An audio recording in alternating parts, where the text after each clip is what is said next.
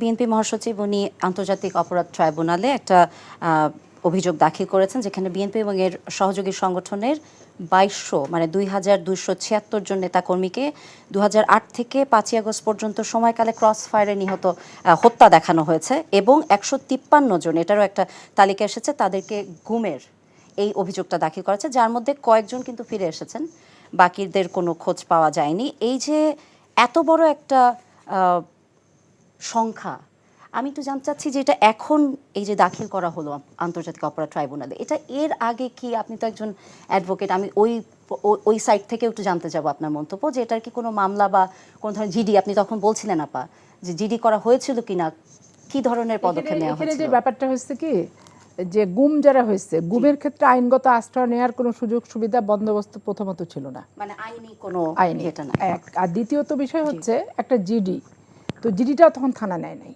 পরিবারের লোকেরা থানা ইয়েতে গেলেও এমন ভয়ভীতি দেখিয়েছে যে মানে যে জিডি করতে আসবে তাকে গুম করে ফেলবো, এরকম পরিস্থিতি। আমার চাঁপাইনবাবগঞ্জ জেলায় সদর আসনেই, মানে আমার হাজব্যান্ডের যে নির্বাচনী এলাকায়, এখানে অনেকেই গুম হয়েছে, ক্রস ফায়ার অনেকে হয়েছে, এবং আমরা খুব নির্মম নিষ্ঠুর অত্যাচারের সম্মুখীন হয়েছি। বিশেষ করে 5ই জানুয়ারি 2014 নির্বাচন পরবর্তী যে আমরা আন্দোলনটা সর্বদলীয়ভাবে আমরা করেছি, সেখানে প্রচণ্ডভাবে ক্ষতিগ্রস্ত হয়েছি। তো তখন তো আমরা কিছু করতেই পারিনি। শুধু তাই না, তারা এলাকা ছাড়া ঢাকা শহরে তারা এসে কেউ কালায় রুটির বানানোর কারিগর হিসেবে ফুটপাতে রুটি বিক্রি করে খাইছে, অনেকে রাজমিস্ত্রি কাঠমিস্ত্রি কাজ করতে বিভিন্ন দেশের ভিতরে ব্যবস্থা করছে, মহিলা মানুষরা বাড়িতে পর্যন্ত থাকতে পারেনি। আমার নিজস্ব বসবাস করা আমার শ্বশুরবাড়ি যেটা রানীহাট ইউনিয়ন, ওইখানে আওয়ামী লীগ এমপিরও বাসা ওই ইউনিয়নে, মহিলা মানুষরা বাসায় থাকতে পারতো না আওয়ামী লীগ ছাড়া। মানে যাকে মারছে, ছেলেকে ক্রস ফায়ারে দিচ্ছে, মিথ্যা মামলায় সবাইকে দিচ্ছে, তারপরে স্পেশালভাবে নিয়ে যে দ্রুত বিচার আদালতে মামলা করে তড়িৎ গতিতে যাবজ্জীবন সাজা দিয়ে দিচ্ছে, তাতেও শান্তি হয় না একটা পরিবারের। তারপরে আবার মহিলাদের প্রতি আক্রমণ, লুটপাট, গরু ছাগল হাঁস মুরগি টেনে নিয়ে চলে আসতেছে। এরকম পরিস্থিতিতে গুম পরিবাররা তৎকালীন সময়ে একটা জিডি পর্যন্ত কোথাও করে আইনের যে একটা আশ্রয় নেবে, সেটা কিন্তু করতে পারেনি।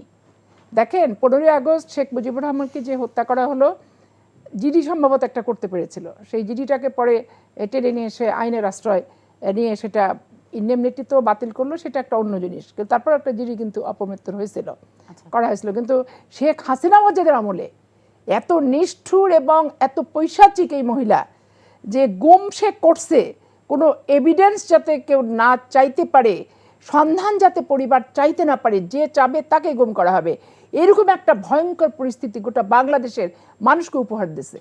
আজকে আপনি ইলিয়াস আলীকে কি বলবেন? গুম বলবেন, হত্যা বলবেন, অপহৃত বলবেন, কি বলবেন বলেন? অথচ তার ওয়াইফ যখন গেছে দেখা করতে, কি একটা বাজে মহিলা শেখ হাসিনা ওয়াজেদ, যে হ্যাঁ দেখছি অমক করছে তা বলছে, অথচ সুপরিকল্পিত হত্যা। ইলিয়াস আলীকে গুম করে অপহরণ করে সুপরিকল্পিত হত্যা করছে। তার মৃত্যুর দিনটা কবে পরিবার আজকে জানে না, পরিবার কবে মৃত্যুর দিবস পালন করবে এটাও তারা আজকে বলতে পারে না। এবং পরিবারের ধরেন সয় সম্পত্তি একটা পরবর্তী ঔরস যারা, পরবর্তী প্রজন্ম যারা, বংশধর যারা, তাদেরকে পূর্বের সম্পত্তির মালিক হতে গেলেও যে বাবার একটা ডেথ সার্টিফিকেট নিয়ে লোয়ার কোর্টে, নিম্ন আদালতে একটা মামলা দায়ের করে ওয়ারিশন সার্টিফিকেট যে দেখাতে হবে যে আমরা অমকের, তো মৃত্যুর দিন যদি নির্ধারিত না থাকে, ইলিয়াস আলীর পরিবার আজকে তার রেখে যাওয়া সম্পত্তি ভোগ করার ক্ষেত্রে আইনগতভাবে কতটুকু বৈধ সুযোগ সুবিধা পাবে, এটা চিন্তা করেন। কি লোমহর্ষক ব্যাপার। সালাউদ্দিন সাহেবের ড্রাফট প্রচণ্ড ভালো, কারণ সে জুডিশিয়ারিতে উনি ছিলেন এবং ঢাকা বিশ্ববিদ্যালয় থেকে এলএলবি এলএলএম-এ পাস, এবং উনি একটা মেধাবী ছাত্র ছিল। তাকে যেভাবে বাংলাদেশের সীমান্ত থেকে পার করে নিয়ে গেল, নিয়ে যে ওখানে ওইভাবে রাস্তাঘাটে ফেলে দিল, আবার বলছে যে আমরা নাকি গুলশান অফিসের ময়লার ডাস্টবিনের থেকে আমরা পাচার করে দিছি।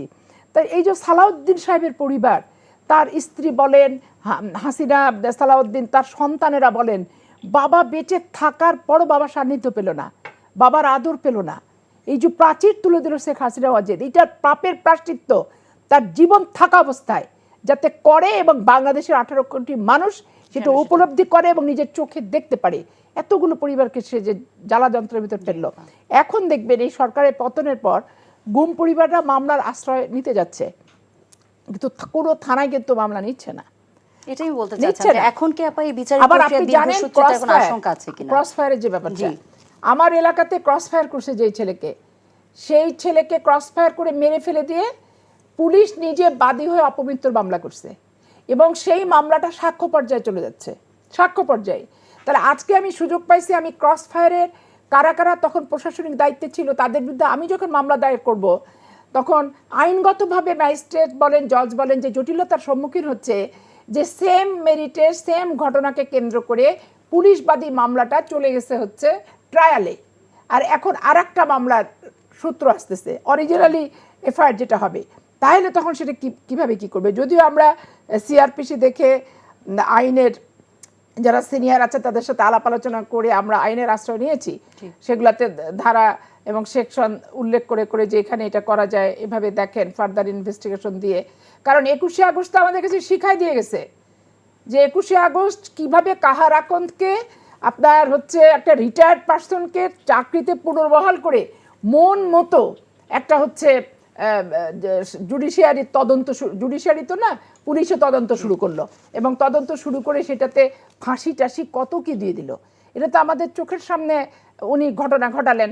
তাহলে 14 বছর আগে শেখ হাসিনা যদি কাহার আকন্দকে দিয়ে 21শে আগস্টের ঘটনার এইভাবে তদন্ত করতে পারে, 14 বছর পরে বর্তমান প্রশাসন কেন পারবে না? এটা তো একটা এক্সাম্পল, তাই না? 21শে আগস্ট এগুলো আমরা দেখিয়েছি, দেখে যাই হোক আমরা হয়তো লেগে থেকেছি। আমি ওই জায়গার মানুষ, আমি ওই জায়গার নেতৃত্ব দিই, আমার হাজব্যান্ড ওই জায়গার এমপি, লেগে থেকে আমার হাইকোর্টের অনেক সিনিয়রদের সাথে আলাপ আলোচনা করে একটা পথঘাট বাইর করছি, কিন্তু সবার পক্ষে তো এটা সম্ভবপর না।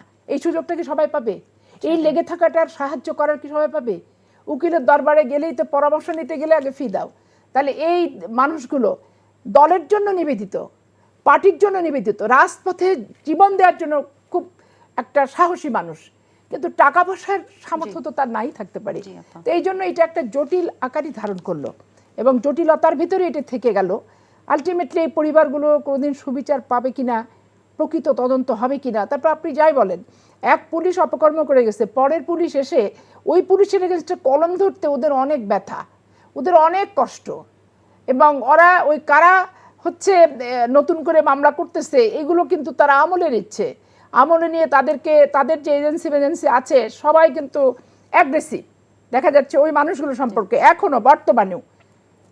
আমি নিজে সেটার প্রত্যক্ষদর্শী এবং আমি আমার নিজের এলাকার কিছু ঘটনা নিয়ে, আমি বাস্তব জ্ঞান নিয়ে, বাস্তব অভিজ্ঞতা নিয়ে আমি বলতেছি। তো সেই ক্ষেত্রে ধরেন চলে গেল খুব নিষ্ঠুর নির্মম পরিবেশের মাধ্যম দিয়ে, আদৌ এদেরকে আইনিভাবে সহায়তা দিয়ে কবে এই পরিবারগুলো বিচার পাবে এটা অনিশ্চিত। আগামী বলে দেবে ভবিষ্যৎ যে আসলে এদের শেষ কোথায়।